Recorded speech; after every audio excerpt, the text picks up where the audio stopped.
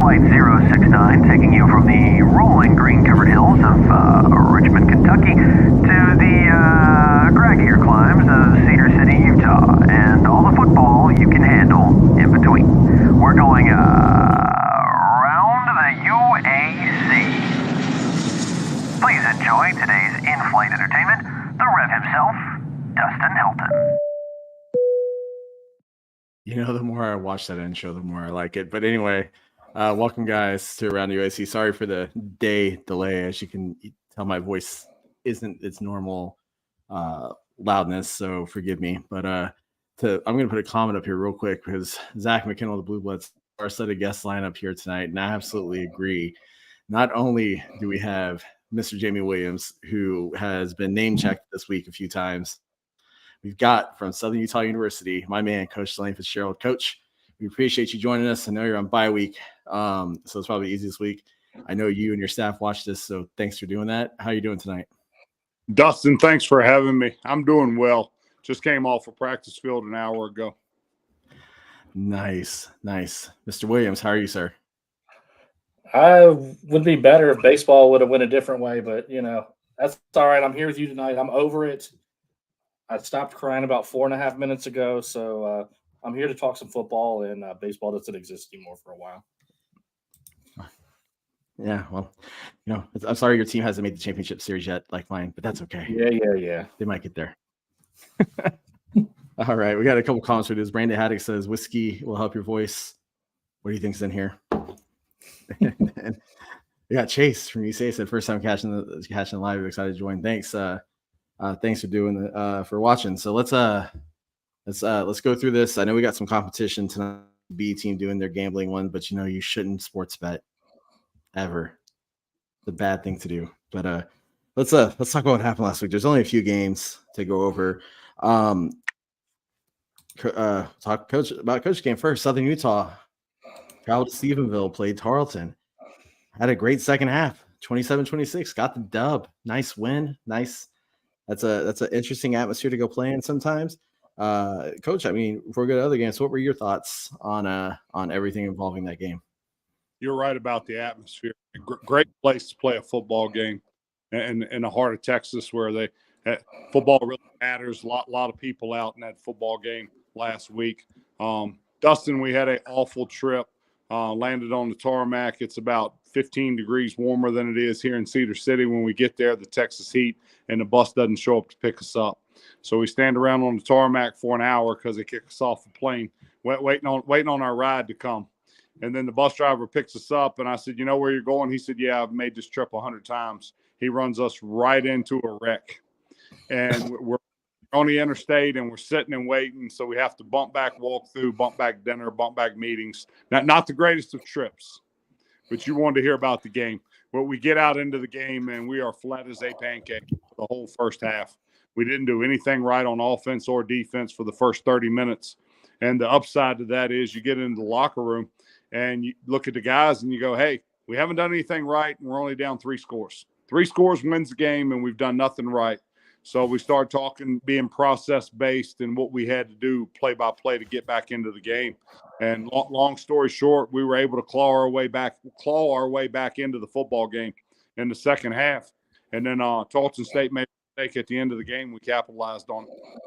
I think Ryan Suafila had a little bit to do with that not just wrapping up, but kind of, you know, raking and getting that ball out and got a nice bounce. So that was a good momentum play. Is, you know, down 6 just to turn it there. What you have about a minute left, 2 minutes left. So all you got to do is play a little defense, and the boys are fired up. A couple of sacks, TFLs. Rilo started for us last year as a freshman, still starting for us as a sophomore this year. We have spoken to him numerous times about making plays in the backfield. He's a big, strong, athletic kid, about making plays in the backfield, and he finally made one in the backfield. Yeah, that was a great play. I think Rob Horsey had a nice sack there at the sideline too, kind of settled in that last drive there to kind of put them in negative yardage, so put them behind the sticks. And 4th and 21. Not a lot of plays in the playbook for them there. Our offense and defense were really good in the second half, but it was a Jekyll and Hyde type of performance from our players. I feel like week over week, Justin Miller is getting better. I think you're seeing him develop. You're seeing him mature. He's making better decisions when it comes to moving the ball. He is out like legit dangerous now. Like every week I watch him, I'm just super impressed with what he's doing. Justin and Tom Brady are the same age, so I'm not sure how much more he can mature. But his play's getting better each week. He plays a little better each week, and we're excited about that. Yeah, he seems to be settling in, and he's been very accurate the last week and a half. Yeah, and speaking of Kyler's comment, because we're going to put it here, Southeast Missouri traveled to Conway to play the Central Arkansas, one of them cats. But that was I know you touched on this on the pod too, Jamie, but like, what the hell happened to Southeast Missouri? Finals 38-33. Central Arkansas scored 32 points in the fourth quarter. What has happened to Southeast Missouri? They've like fallen off the cliff this year. They played great for 57, 58 minutes, and they've lost 3 straight games in the last minute. I think Parker McKinney beat them with their couple plays. Oh no, that was the fumble. Paxton DeLane just fumbled, and McKinney tries to run. They got the field goal unit out there. The weird timeout. Let's see who else. Southern Illinois beat them last second. That team could be a top 10 team, 4-1, but instead they're 1-4. Mm-hmm. They still kind of could control their own destiny though, because they would have UT Martin. They actually play this year, so there won't be a coin flip. So I won't have to push the OVC conference to videotape the coin flip this year. So, but we're not here to talk to the OVC. We're on the plane for the UAC out in Cedar City. So, let's trip that over to Central Arkansas, a team that Coach you saw the week before. Played a good game against them, a tight game. Fell just a little bit short. I know there were a lot of things that you were wishing you could have back. I know the field goal at the end of the first that kind of just leaked to wide right. It kind of sticks in your mind. But what is your perspective on Central Arkansas? One of the most talented, one of the most athletically gifted FCS teams I've seen, and they've still got in our conference the first team out of the UAC conference that ever makes a playoff run is going to be the one that gets better each week. You get better each week, weeks 1 through 12, including the bye week. If Central Arkansas can do that, they're going to win our conference. They're going to win a playoff game or two going into the playoffs and be really, really formidable. But they line up and their quarterback can play. Their quarterback can win games, manage games, and win games. They have one of the top 3 tailbacks in FCS football, and then they have a wide receiver that's formidable also. And then they're really good. They're really good at tight end. Both tight ends are players. They're offensive lines players. They flip over on defense and have a bunch of really good football players. I'm talking too much, but you asked what my thoughts were. That's right. That's what we have you here, Coach. We want your thoughts on all this because you're closer to it than all of us. Listen, if you don't talk, I have to talk with this sweet voice right now, so it's better for you to. Athletically, one of the better FCS teams that I've seen defensively. They've got 2 defensive ends and 2 D tackles that can go get it. Their linebackers are serviceable, and then their 2 safeties are as good or better than anybody in our conference. And the one love the one safety, but he walks in the room and looks. Hey, if he played for us, he'd be playing defensive end because he's 6'2.5", 230, 235.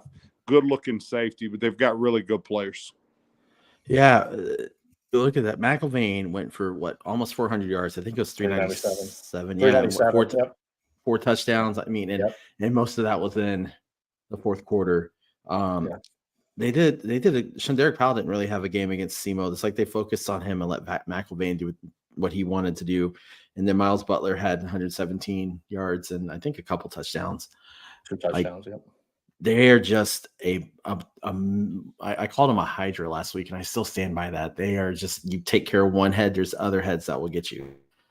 And maybe that's Cerebus, either one, like same thing. It's Greek. But no, they're so good. And then the game I don't want to talk about. I figured you wouldn't.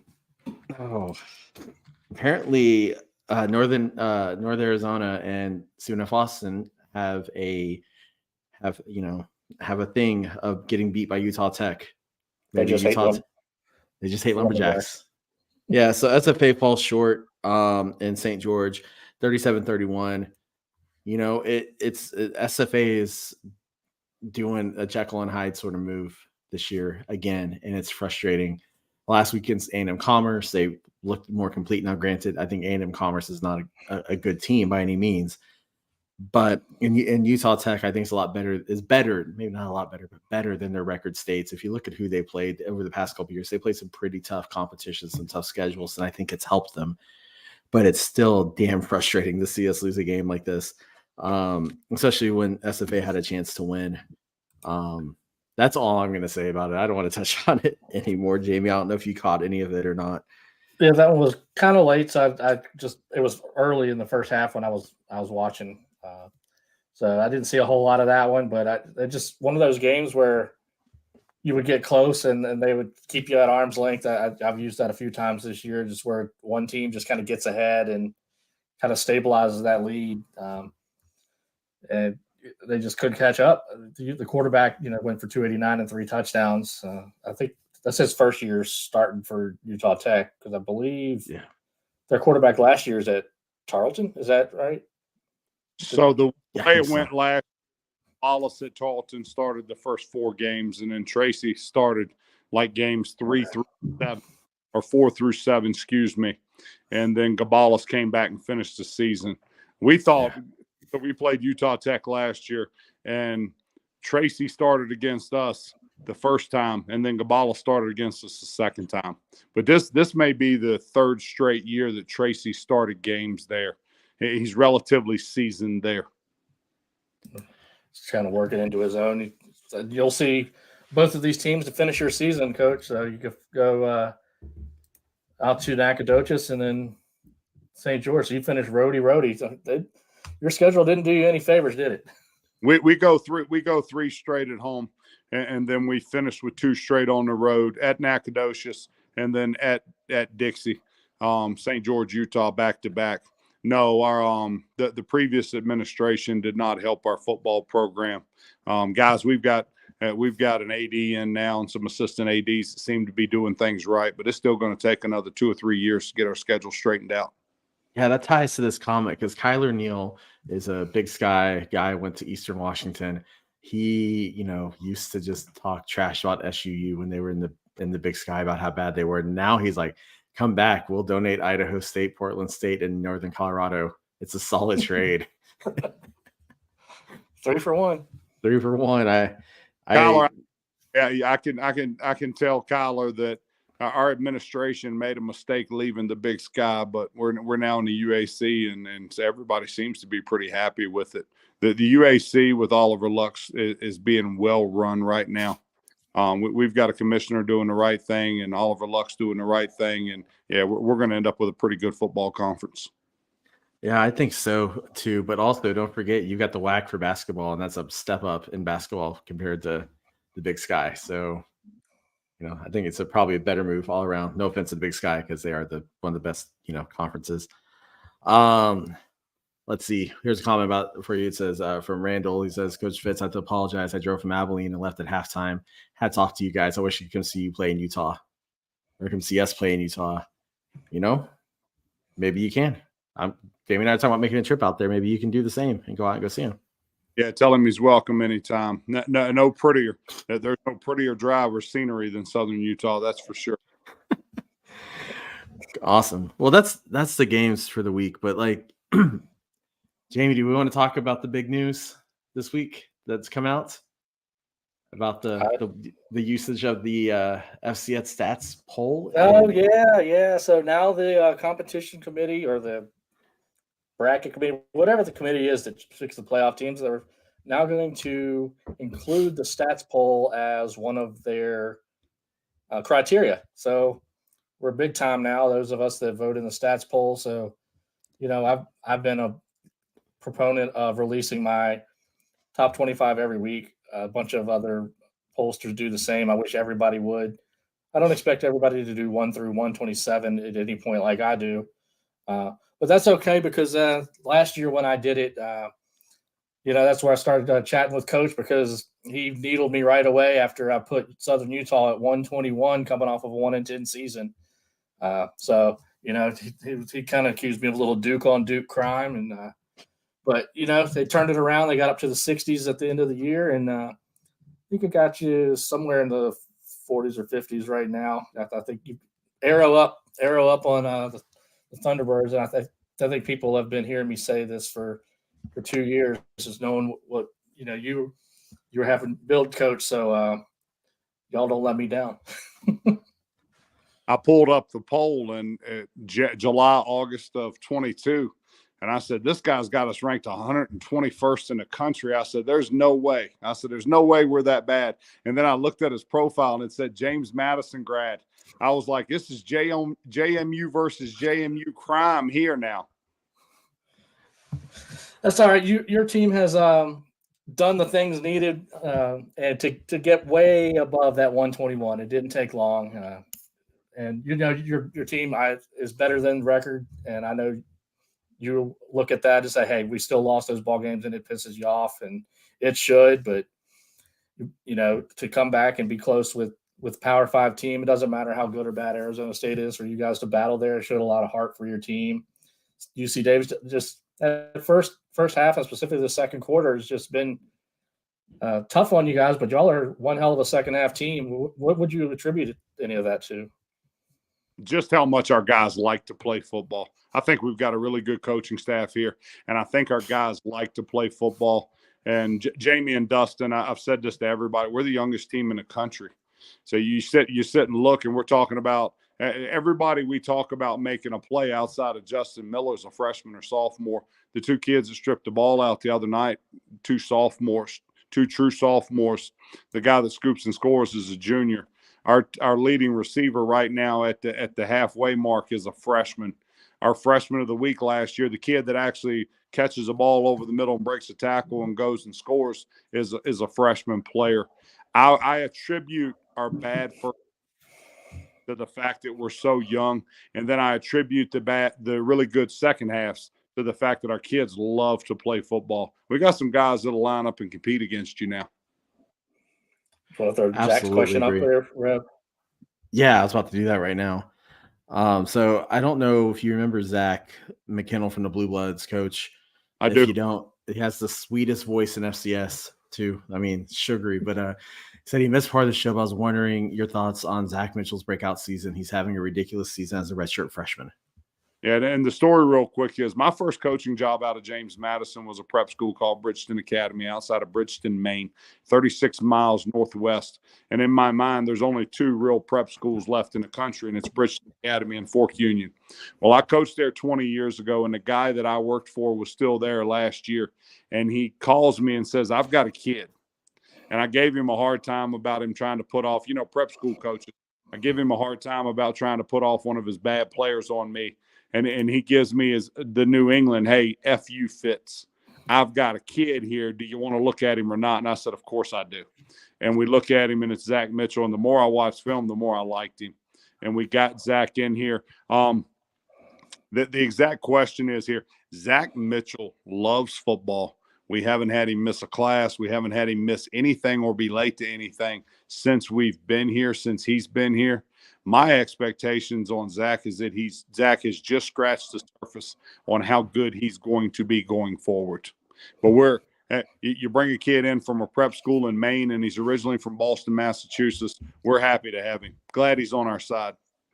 And it feels like he kind of helps open up the field for Justin, and especially for Isaiah Wooden too, who's coming in as one of the top receivers. It kind of balances out that passing game so that people can't just focus on Isaiah.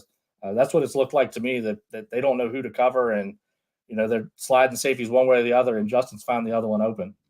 Yeah, guys, we've been snake bitten, and again, young players, we've been snake bitten at wide receiver this year. We had a wide receiver, and it's not a football injury. We had one break his ankle during camp, and a non-football injury. Another starter broke his collarbone in camp and gotten back. Those two haven't played at all this year. Zach stepping up. You're right. Zach stepping up has really opened things up for Tim Patrick and Isaiah Wooden the last couple of weeks. Yeah. And then, looking at the run game, it does, good things that Tarji has all the touchdowns, but I sometimes I can't find Whistler on the field. He's so small, but then I see him go on that swing pass, and I see why he's on the field. Yeah. Braden didn't play very well the first 3 or 4 weeks, and now he's played well the last 2. Targi played better than Braden the first 3 or 4 weeks, and he's played pretty poorly the last 2. We need to get them both on the same page and playing well at the same time. Yeah, it looks like Rev's having some technical difficulties, but let's flip sides to your defense. You guys have, I think, one of the best fronts in the country.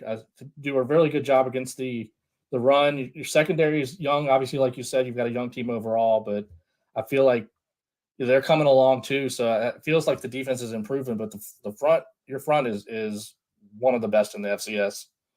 Yeah, our front seven's been unbelievable this fall. We knew we were going to be good coming into the year. Robert Horsey anchoring the defensive line down in the trenches and leading our team in tackles for loss and sacks. And then Rylan Suafilo playing well there. And then they're being backed up by Joe Tagamoa and Peyton Payne. On the outside, we're work in progress at the defensive end position. But we're getting Nisi Purcell's a freshman that's taking a lot of reps and playing really, really well. And we're excited about him. And then on the other side of that, Josh Lopez scooped and scored at the end of the game last week.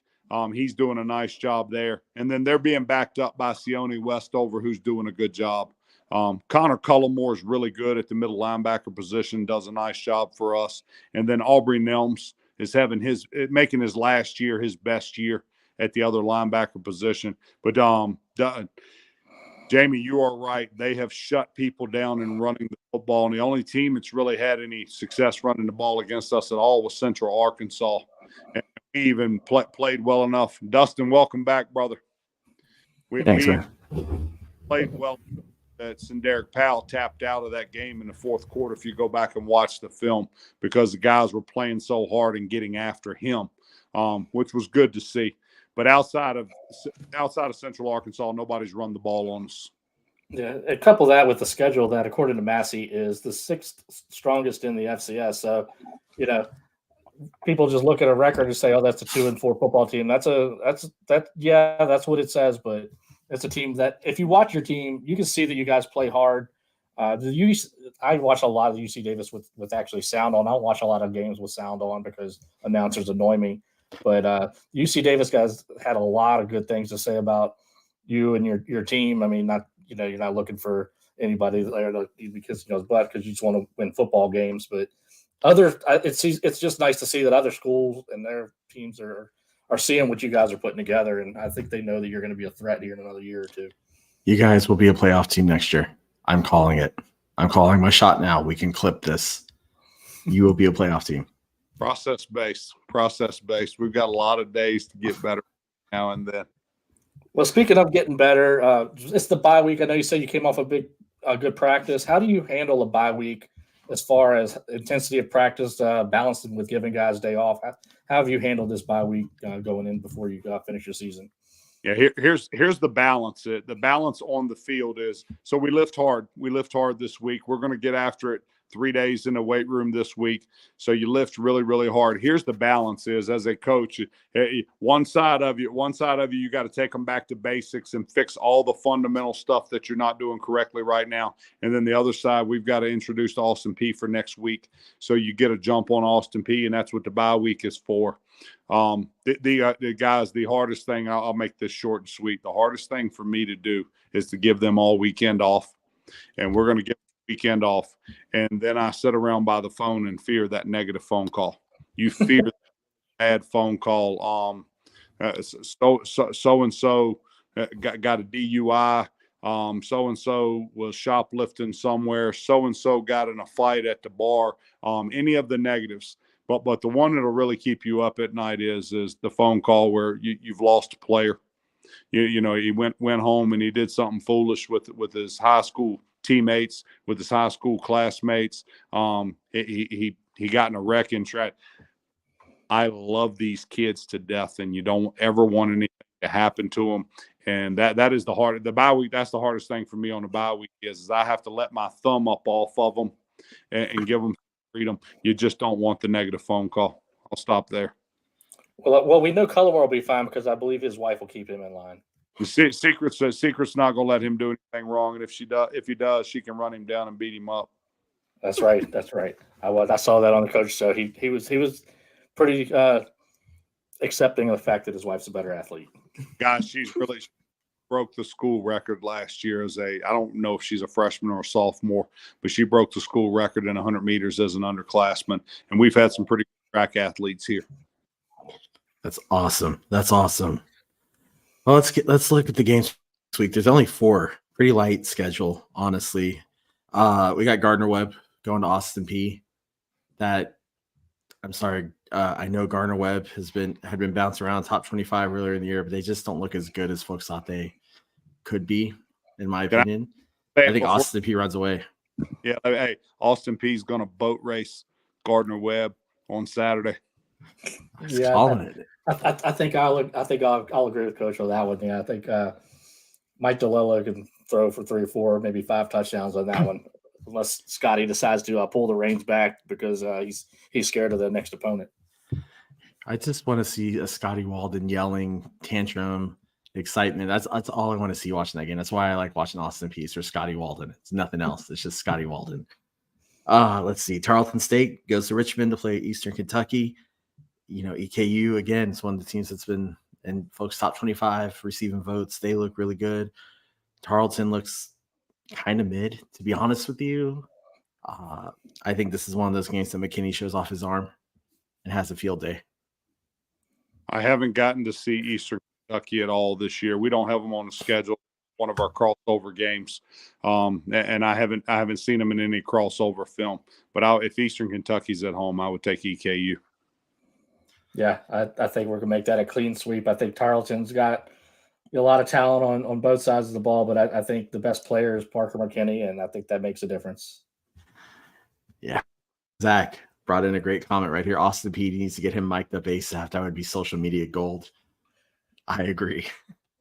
Scotty Walden off the field. One of the better people in college football. People see him run up and down the sideline, and they see the energy and all that. And I think it gets twisted about the man that he is. Guys, if you got something going on in your family now, he'll help you. He'll call if there's something going on in your town or with your football program. He'll jump in and help out in a second. Very, very selfless individual.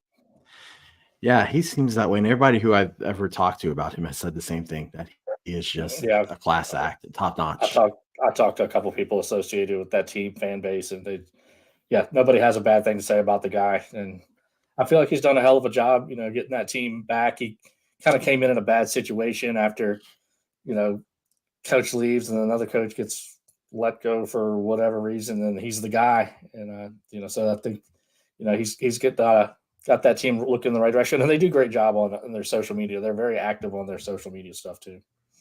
There's some people in my profession that are pretty fake. I don't think he's one of them. Oh, I don't think he is either. Let's see. This one might not be a clean sweep now. North Alabama goes to Abilene to play Abilene Christian. I'm not going to lie to you. I think this is one of the games that North Alabama can steal. Coach told me at the beginning of the season, North Alabama has a chance to win three of the conference games, so this has to be one of them. So, yeah, I think this one the Lions can go. They're definitely an improved team. I believe you've got a history with Coach Bierman over there, don't you, Coach? I was Brent Dearman's offensive coordinator in college, I'm proud to say. And after coaching him for a short stint, I actually learned more football from him than he did from me. So they've definitely hired their right guy there too, and kind of going to take some time. This is what their 3rd or 4th year in the FCS, and that's a football-rich state for sure, football-rich area. But they're doing some good things there. I think we're looking at a close game, but I think their quarterback Noah Walters can make some plays if he can keep from turning the ball over. And North Alabama can win this game. Could you imagine what they could have done this year if they had kept Shunderick Powell? Yeah, because they had a really good. I was going to lead in with this. They had a really good tailback, and guys, one of the more gruesome. It'll be the most gruesome injury in our conference this year. He broke his leg against against Tarleton State in that game, that high scoring affair they had there. And if you watch it on film, it's not very fun to watch. Yeah, I try not to. Yeah, but they would have been a lot better than they are now if that young man would have stayed healthy. But I'm taking the North Alabama Fighting Deermans this weekend. I'm never picking against Brent Dearman, guys, ever. Heard it here first. yeah. I mean, Abilene Christian is improving. Patterson's doing a good job there. This is one of the ones that I think the Lions take.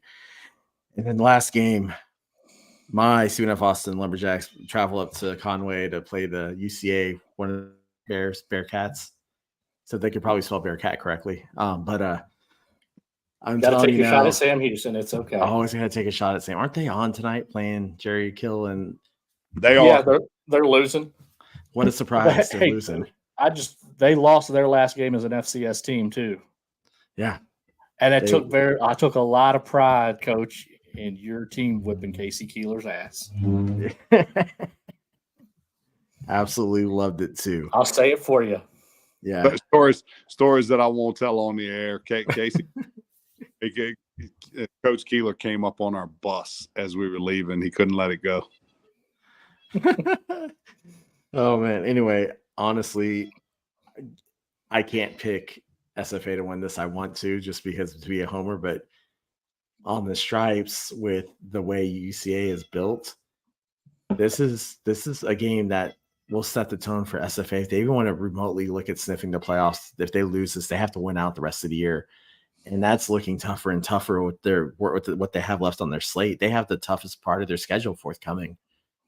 So I've seen some things on like the Sawmill where folks are like, should Carthel be on the hot seat? And the answer is no, he shouldn't. But I think some changes need to be made in Nacogdoches, maybe a new OC, because their offense is just kind of stagnant. You know, they're running the offense they ran last year when they had an NFL talent at wide receiver. They don't have it this year. So SFA's defense is what's keeping them in games. But then they even showed signs of weakness against Utah Tech. I mean, letting a touchdown towards the end of the fourth quarter took them out of that game. So I think UCA is going to win. It's on the stripes. It's going to be probably a 20-point game. Yeah, I would definitely. I'm going to take Central Arkansas. I think we all three agree that's the best team in the conference right now. I mean, Coach D both sides of the ball, and even Will McIlvain has proven me wrong. I've been a vocal non-fan of his ever since he played at Northern Iowa, and I watched him take up a goose egg in the playoffs because he just couldn't move the ball at all. But he's improved a lot. He's in a good position with a coaching staff that I think has an offense built that plays to his strengths, and I think that's a sign of a good coaching staff when you take your players and you put them in the position of their strength instead of trying to shoehorn players into a system that they don't fit. And you can see that when it happens. But McIlvain has really stepped forward this year. And obviously having a run game like that will open up your pass game and having a stud receiver. But UCA is a complete team. They've kind of dropped a couple. I thought they would look a little bit better against NDSU, but they covered the spread. Yes, they did. Backdoor cover at the end. But backdoor cover, baby. It's how you do it. That's right. But yeah, I will take Central Arkansas and not feel bad about it, unfortunately for you, Rev. Yeah, like I want to be a homer, but I just can't be a homer. You guys bring up McIlvain a whole lot. Quarterback's best friend is 2 or 3 really good running backs in a run game. And it's helped that young man. And you're right, as a senior, he's taking a lot of snaps and he's playing really well. I'm a Colby Carthel fan. I think Coach will have his guys ready to play at Central Arkansas this weekend. However, if you're making me pick Central Arkansas just because they're at home. Yeah, I mean, Carthel will have them ready to go. I just think UCA is so complete. You know, it's hard to play against a team that's as complete as they are this year. Yeah. So when I look across the entire UAC, every team seems to have the right coach in place. That's a good fit for their university. There's one that might be a little bit of a pain in the rear, but I won't say which one it is, and it's not the one with us. But there's one that I'm not real sure about. But for the most part, Jamie, as long as you don't rank us 120 something in the country out of 127, I'll never be mean to you. That's all. You're way ahead of that. I got you in the top third or so. Yeah. The amount of parity in this conference, though, is insane. It's the most middle-loaded conference I think you can say in FCS. I've never been in a conference that is as much parity as there is in this conference, and I've played and coached in a whole bunch of conferences now. Yeah, it's good. I think.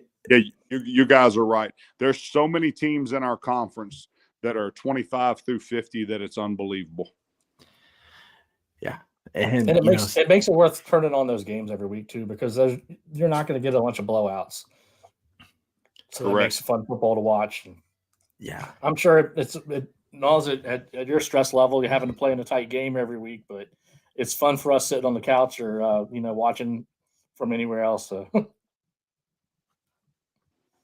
Chase's point, it makes every week terrifying, and it's not the Southland anymore, right? It's not. You have defense in this conference. It's just you never know what's going to happen each week. It's really great to be part of.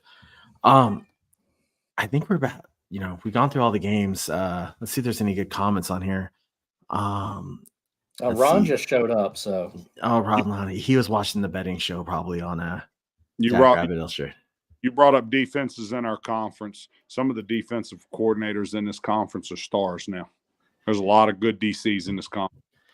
Yeah, they'll be poached for head coaches, I think, pretty soon. There's a lot of them. I agree.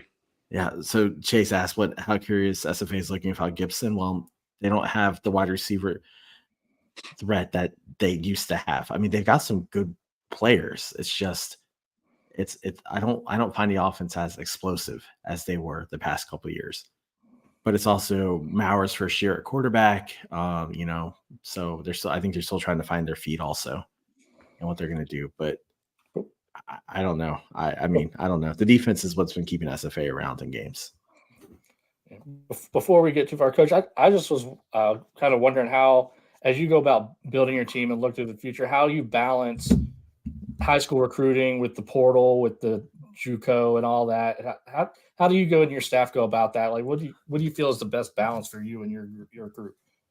Yeah, we're going to be about 50-50 this year. And we have a small senior class. We only have 10 or 12 seniors. We only have 10 juniors. So our next two recruiting classes will be really small. But let's say we sign 16 kids this year. It's going to be 8 high school kids and 8 portal kids. I'm a junior college player. So I went JUCO before James. And I have always given those kids the benefit of the doubt, but I've been really disappointed in the California junior college players since I've been here. And we've signed in 2 signing classes. We've signed 8 of them, and we're currently getting production out of 2.5 of them, which is not very good. It's not a very good return on your money for junior college. But we'll be about 50 going forward. We'll be about 50% high school and portal kids. Okay, I'm always curious about thought processes on how that worked, because coming out of high school, kids get excited about it, but then there's a portal kid and just how that balances. And I think you've got to kind of work those portal kids into the portal's not everything. You can be GJ Kinney and get 50 of them and it'll work for a year, but it's worked for GJ, but you've got to get the right kids. You can't just say, oh, this kid played at XYZ school at the FBS, so he's going to be a stud at the FCS. We've seen where that's not been the case. I've seen it at my university.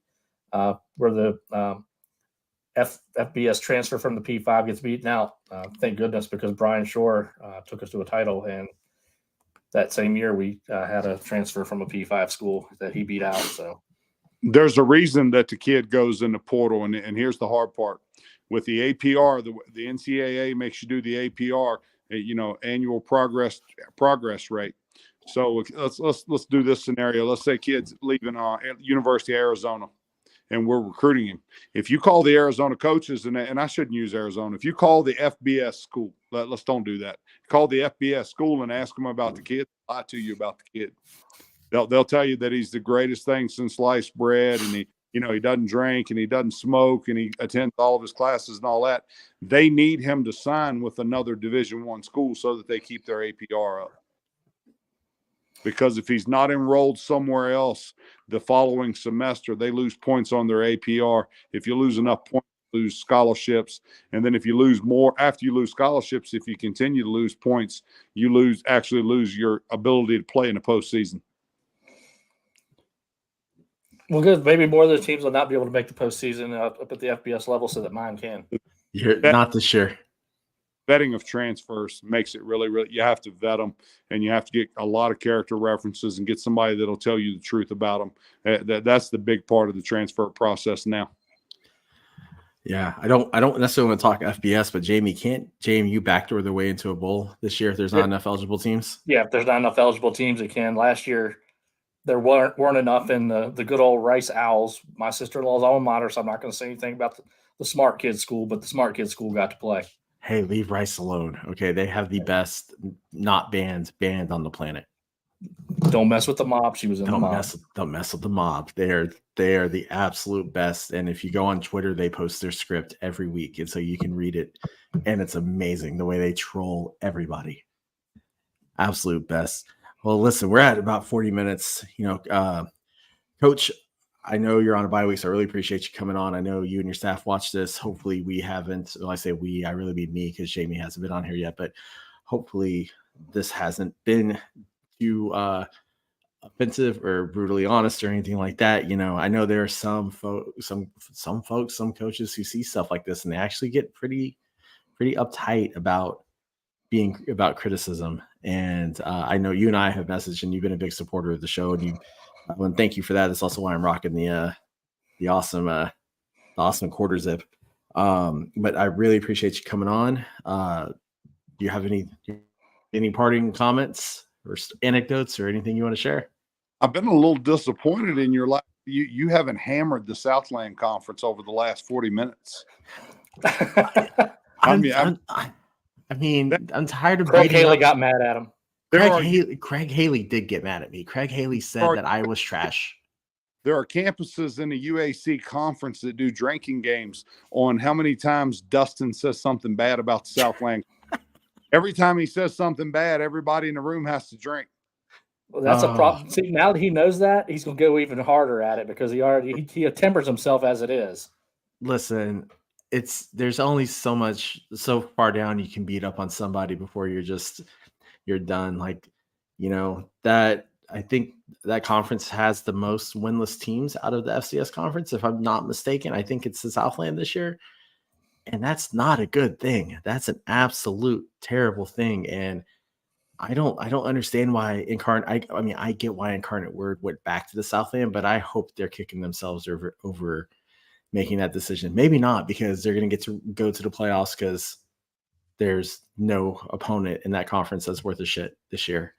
So maybe they're not kicking it, but I got to think their fans are watching this and then watching the UAC and going, wow, we're missing out on quality football. I don't know. Maybe they enjoy beating up on Houston Christian.